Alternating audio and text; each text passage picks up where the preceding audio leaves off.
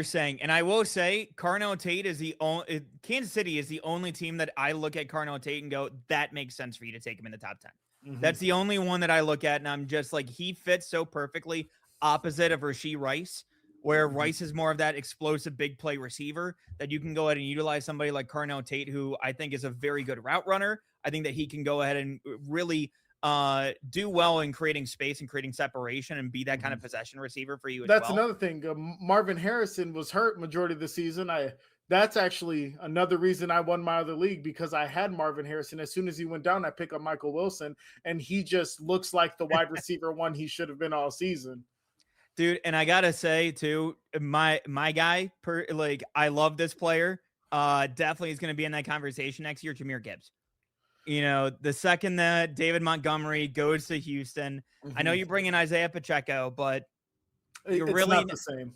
It's not the same. It's not the same. And honestly, like, I think that he might have a little bit of a punch, but I don't think he's nearly the kind of three-dimensional running back that you had. Now, with the recent history and the last couple Browns drafts, do you think they keep that number 6 pick, or do they trade a little further back to try to get more capital?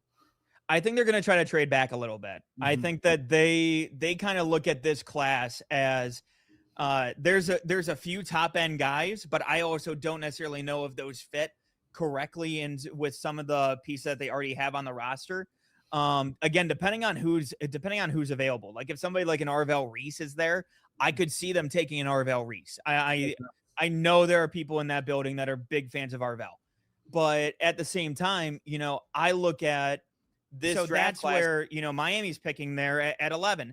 And another team too that I think is underrated for somebody like Bain is Kansas City, because they've already traded off of Trent McDuffie. Yep. They paid George Karlaftis, but at the same time, if they're trying to save money to go ahead and be that next iteration of the Kansas City Chiefs, maybe you trade off of a Karlaftis in order to get more draft picks. So get your next pass rusher and Ruben Bain. So let's trade up a little bit.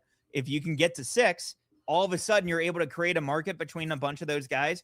And especially if you got Jerry Jones, that's hook, line, and sinker, and is somebody like Bain or even like a Caleb Downs, Jerry Jones is going to pay you whatever the hell it takes in order to get his guy. Seth, Clay, and KD, or Bron, Bosch, and Wade?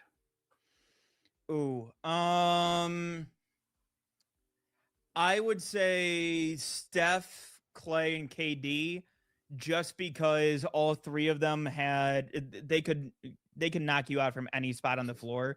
Right. And I have seen both big threes in person, and I'm lucky enough to say that. And I'm not gonna lie, it felt like watching the Golden State Warriors with Kevin Durant in that first year. It felt like watching an anime. Yeah.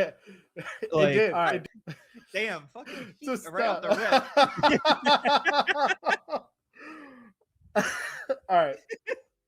So the second one, out of the two NBA big threes, which one do you think is better? Seth, Clay, and KD, or Bron, Bosch, and Wade? Ooh, I would say Steph, Clay, and KD, just because all three of them they could knock you out from any spot on the floor.